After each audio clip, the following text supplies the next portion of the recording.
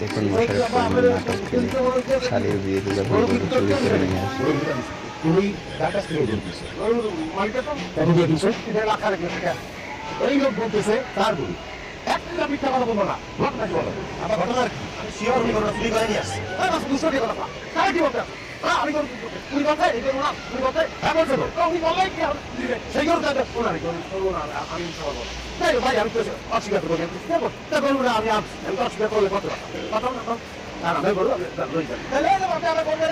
আমি হারাম কিরম বুঝতে পারি আপনি কি করছেন তুমি এবার চুরি করে যাইছো এই কথা বললো আমি আমি কি করবো আমার